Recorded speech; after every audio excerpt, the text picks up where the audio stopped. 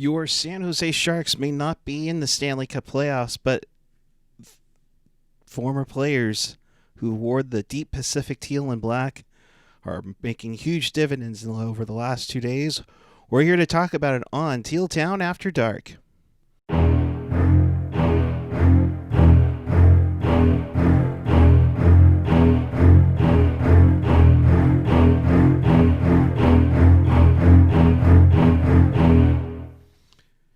Good evening, everyone. It is Monday night, August 17th, 2020, and day 7. That's right, a full week of the Stanley Cup Playoffs now in the books, and we're getting close to some handshakes, or, well, I guess it's fist bumps this time around. Nonetheless, welcome to Teal Town After Dark. This is your post-game show for everything Stanley Cup Playoffs, because the Sharks aren't in it, unfortunately, but we will talk about some familiar faces that have worn that teal on tonight's show. Of course, I can't do this without you, so let's be a part of the show. Join us in the YouTube chat on the page or the app. Tell all your hockey friends to hit us up, especially hit that subscribe button down on the YouTube channel. And of course, also follow us on the social, Twitter, Instagram, of course our YouTube channel, Facebook, SoundCloud, Reddit, and of course our Discord. We appreciate each and every one of you, and of course for more Sharks content, like our series on about how much Fnatic sucks, check us out at tealtownusa.com. With that, I'll bring myself in. Good evening, everyone. Whoop, a little too high there. Puck guy in here. Hope you're doing all right. Apologize for not being able to be on last night. Of course, work gets in the way. Midnight shift. I've been up since midnight. Yeah, not fun. So, apologies for that. But I hope you all have had a great night around watching all these games. Man, former Sharks aplenty in the news tonight. Not just, the guys that you saw on the screen there, but even James Reimer. Wow, man, you feel for him. And, of course, it just happens to be in Toronto. Oh, my goodness. We'll get to that in just a sec. But let's go back to yesterday and what happened for Joe Pavelski. Former Sharks captain Joe Pavelski scores his first playoff hat trick. Congrats to him, his first ever playoff hat trick. Here's the funny thing. Here's the funny thing though. It's considering all the players that just in the Dallas iteration of the Stars franchise had, Modano, Neuendijk, Brett Hull. Scrappy guys like Brendan Morrow, you would think one of them had a hat trick beforehand. No, that was the first Dallas Stars playoff hat trick in their Dallas Stars history. Of course, they go back to the reiteration of the Minnesota North Stars, but I believe there had to have been one to get in. Thinking off the top of my head, I want to say like Brian or Bobby Smith or something like that. But nonetheless, I mean, it's just crazy to see, to see. So kudos to Pavs. Like I wrote on Twitter, and I kind of regret it now. I'm not sure how I feel. And I kept thinking, well, you would feel great for Ray Whitney. I think more than anything, it's just the backlash that the organization gets, the Sharks organization gets in regards to every time Pavelski does something. Because of the decision that happened, it's crazy. Skylar in the chat. Good evening, Skylar. Thanks for joining us. Too bad Pavelski didn't score 4 goals. I hear when a player scores 4 goals, a rooster gets its wing.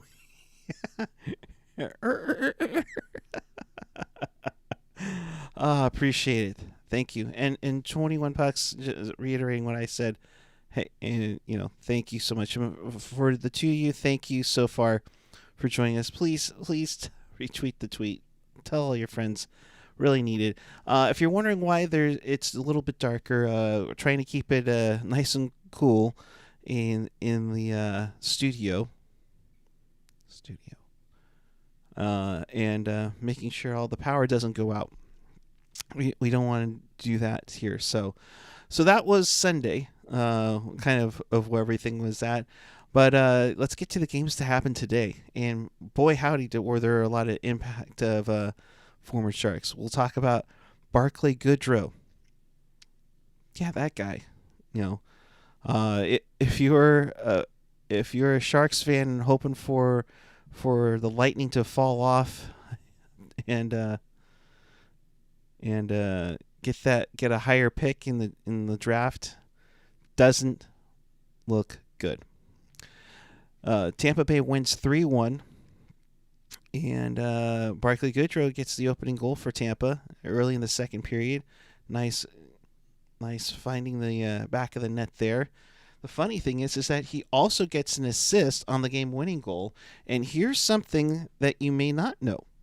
So Yanni Gourde got the game-winning goal for Tampa Bay.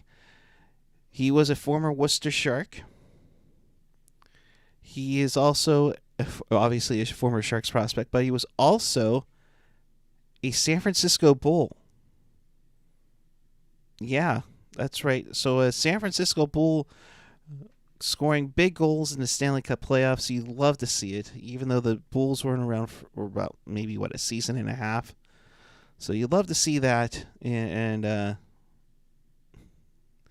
see what they're doing. So those two on the line together, I'm gonna say I don't recall them working together in Worcester. So either way, those two guys with Sharks ties, huge big dividends for Tampa. They go up 3-1 in the series. We can do a quick impression of Torts after the game.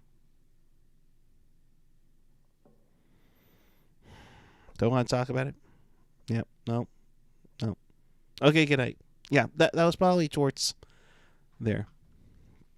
And man, it's tough to see because Columbus, they took care of Toronto, and they got off to a good start, but then they've been having a tough time getting pucks back of the net, and they got Cam Atkinson back, but just couldn't hold it back. And unfortunately, that's what happens in the playoffs. Tampa Bay is a little bit deeper of a team, and kudos to them. But unfortunately for Sharks fans, that pick's only going to be in the at worst the mid-20s. Yikes.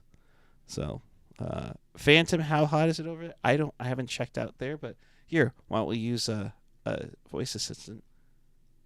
What's the current temperature right now? It's about 81 degrees outside. Oh, just 81. All right. It's cold outside, guys and gals. Not too bad. That's why I got the jersey on. I mean, come on. And of course, it wouldn't be a thing without a jersey of the night. This one, the original black jersey, tonight, customized with my number. So that was very nice indeed. So there you go. At the rate we're going, I'm probably going to go through my entire Sharks collection by the time the cup gets awarded. So we'll see how that goes.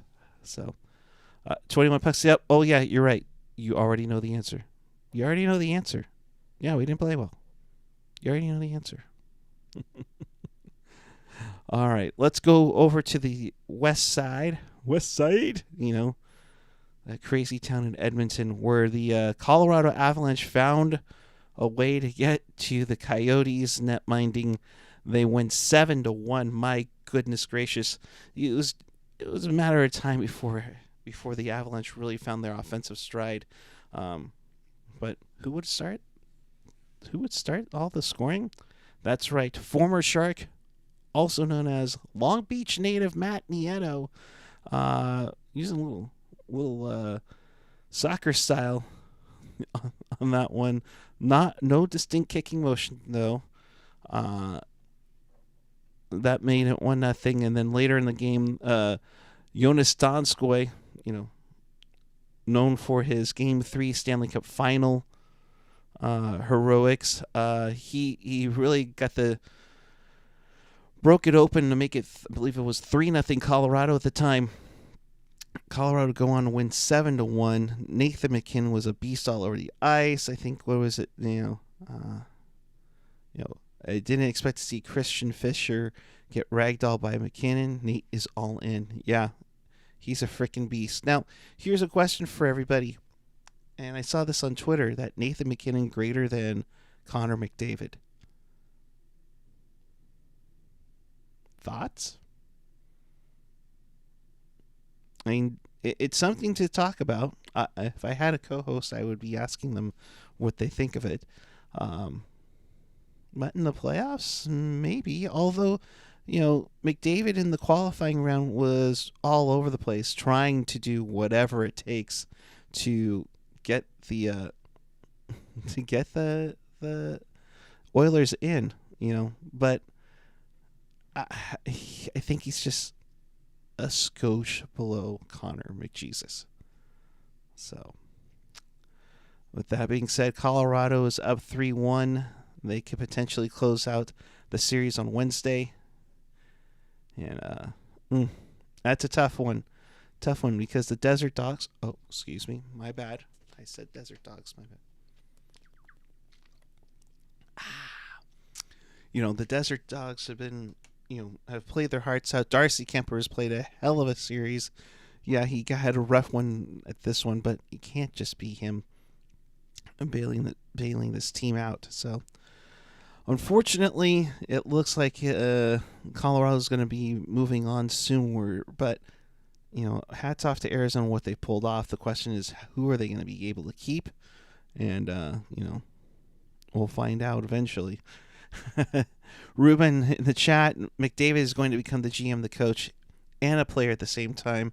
Man, that's a lot of responsibility. But hey, you know what? If there is a way somebody could do it, it would be him. Absolutely. Well, let's go back to Toronto and Boston and Carolina. Carolina had this game up 2-0. They looked pretty good. Justin Williams gets a shot early on in the first. Canes extend the lead to 2-0. Martinook almost made it 3-0, but his stick was just a little high. And everything seemed to be going really well. And then 12 minutes, like 12:45 left in the third. Boston dominating the shot totals in the third period. Reimer comes out, leaves it wide open for Jake DeBrusk to bury it in 2-1. Torrey Krug has a big hit on Canes captain Jordan Staal. Does that get reviewed? Probably not, because they're the Boston Bruins. I can't wait for Jack Edwards to tweet about it. Getting through, oh, he got the railroad tracks coming. You better get off the tracks before you get run over. Probably something like that from that freaking idiot Jack Edwards. Who just thinks his poop doesn't stink, folks. But yeah, I mean, the Canes are in trouble. They allow 4 goals in the final frame. At one point, Boston was out shooting Carolina 15-0. It wasn't until the Canes pulled their goalie that they get a couple of shots on goal to make it interesting. They had a lot of zone time at the end, but Boston would prevail 4-3. They lead the series 3-1. They have a chance to close it out on Wednesday. It doesn't help that Staal didn't return, and like 21 Puck says, doesn't help that Svech is pretty much done for these playoffs. You hate to see it, and you hate to see it happen, and there's no ramifications whatsoever. It just seems ridiculous that would occur. But hey, it is the Boston Bruins. They find ways to win, and they find ways to get away with it. But that's beside the point. There, Yaroslav Halak has been serviceable in there, and honestly, he was bored, like Julie the Cat Gaffney in D3, the Mighty Ducks, where she's seeing her team just annihilating the other side, but then just nothing going on. So that is that for that game, and then the game that you just finished watching. St. Louis tying up the series with Vancouver. They tied up the series with a nice win, 3-1 over the Vancouver Canucks. Jake Allen. Oh my! I don't hear anybody talking about Jake Allen's woes anymore in St. Louis. That was the topic. You know, uh, everybody was like, "Oh no, here comes Jake Allen. Here goes Jake Allen."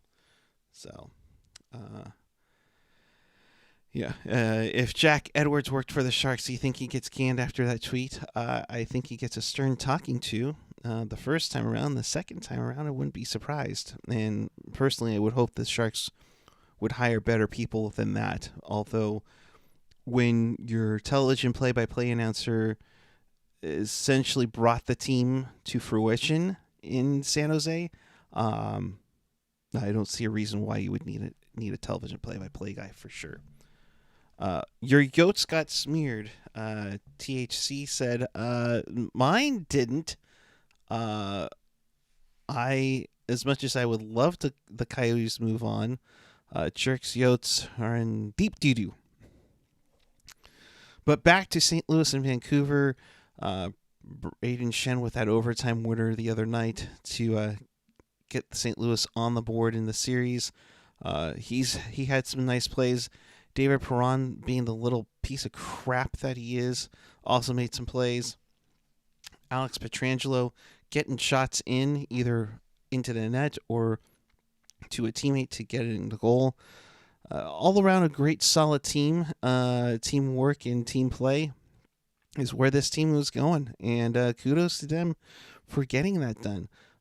Vancouver has kind of slowed down a little bit. They aren't using their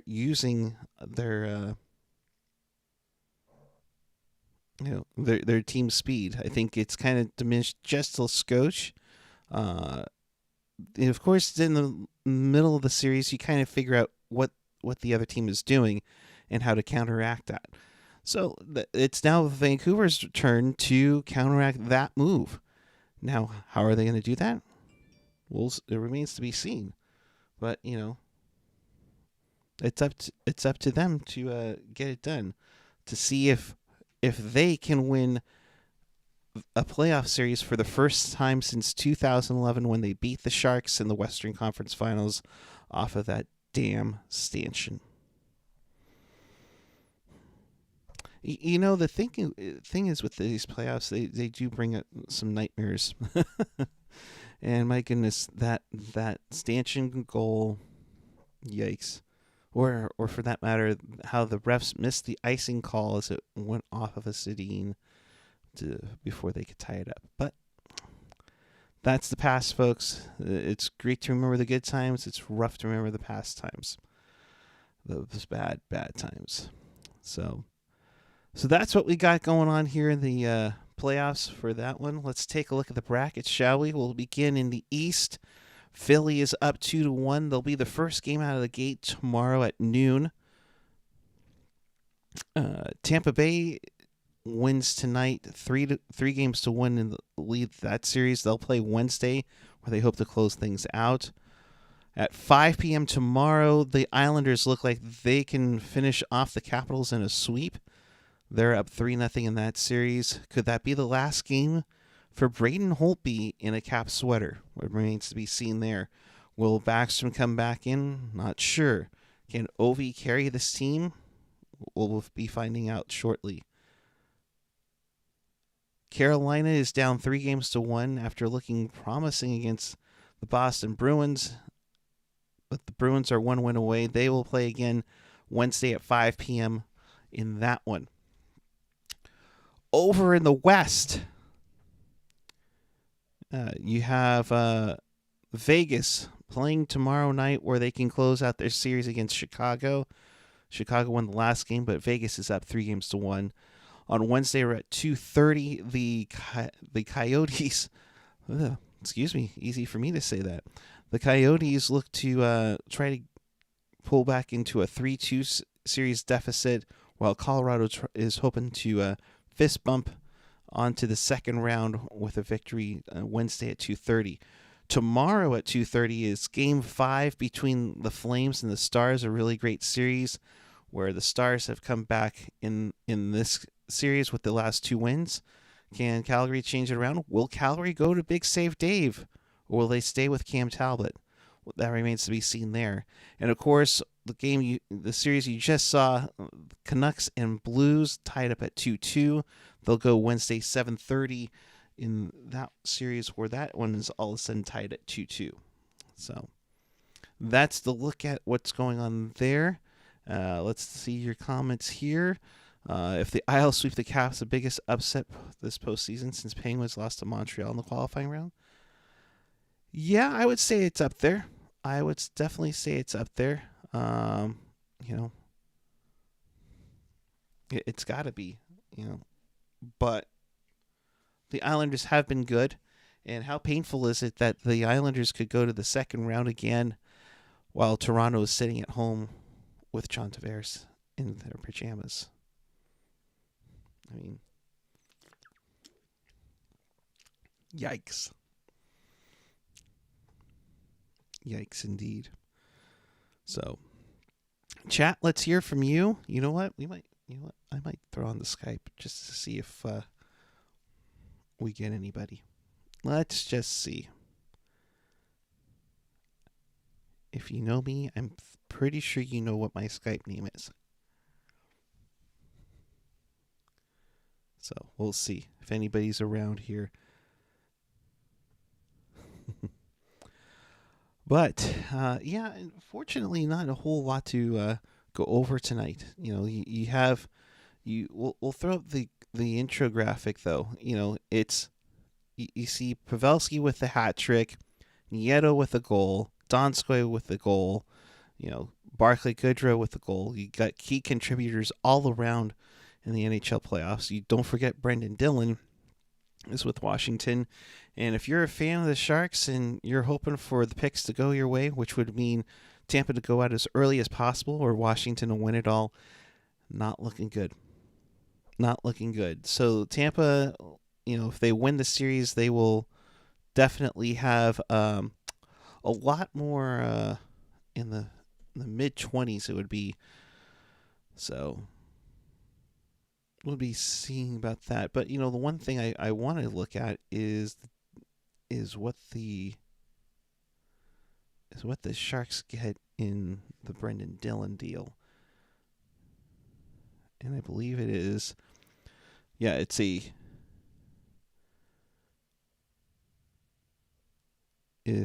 third round pick in the 2021 draft. If the Caps win the Cup, it becomes a third round pick this year.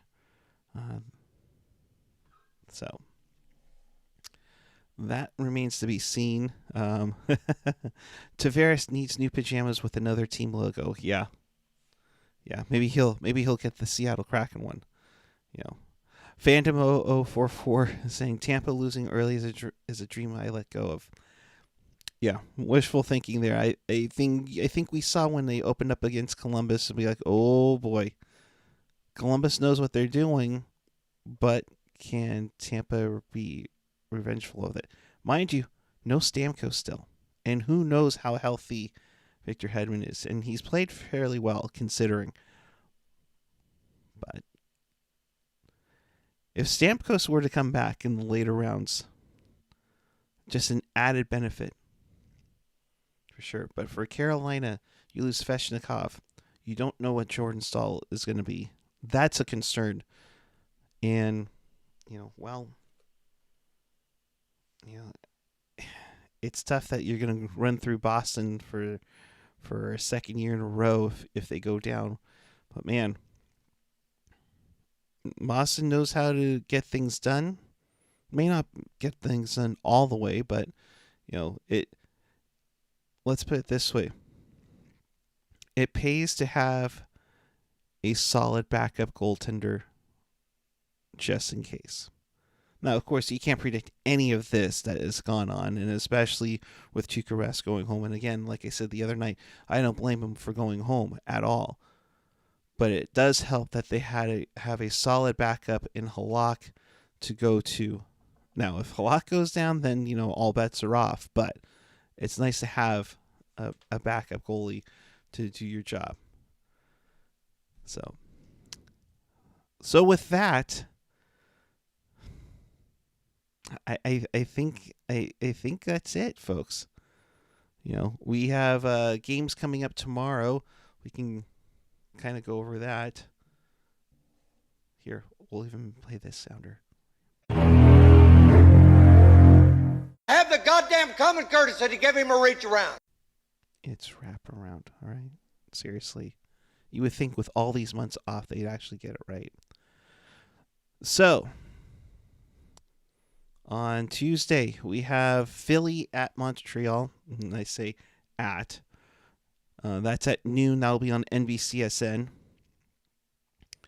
At 2:30, following that first game, Calgary versus Dallas for Game 5. That'll also be on NBCSN. At 5 p.m., all games are on NBCSN at this time.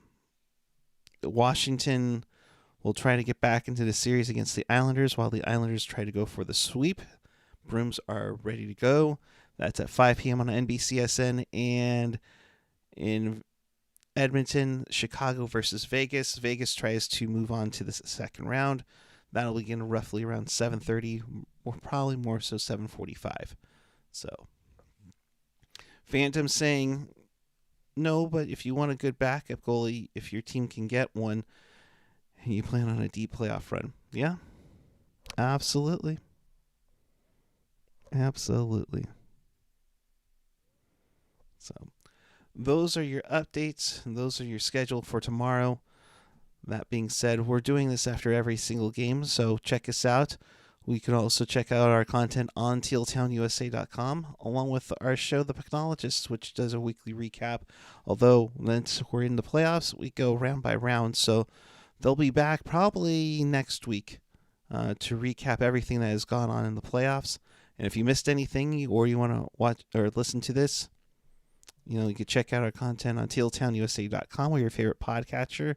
But more so than anything, hit that subscribe button. And then, of course, hit that notification bell. That reminds you of when we go on the air and be like, surprise, we're here. So, oh boy. And Felix with the dad joke of the night. So I guess Tampa made a brief trip to the Bay Area with all the lightning, eh? Hashtag dad joke. Yeah, it's been something else. There was one over my work in Walnut Creek yesterday that freaked the crap out of everybody in my store. Gotta say, got a kick out of it, but unfortunately there are some wildfires in the area. So please be safe, please be prepared. And of course, with the power issues going on, probably need to be safe and be prepared. So make sure you have that water. Yeah, maybe go to Costco tomorrow and get some water and some extra emergency plans just in case. If not afterwards, hey, come on over here after after all the games. We'll talk about it a little bit more. Joe Pavelski rules. Yeah, he absolutely does. Felix, I had to, but seriously, that was some kind of light show. Yeah, it was crazy. It was crazy, for sure. So, that'll do it for us. So I appreciate each and every one of you. Check us out on the social media. Hit us up on the YouTube with the subscribe button. Check out all our interviews. We did a ton of them during the pause, so check that out. And I will see you in the near future. Hit that subscribe button. Follow us on the social. Check out all our content. And until tomorrow, keep it real. Keep it teal. Keep it real teal. Thanks, everyone. Have a great night, and we'll see you tomorrow night.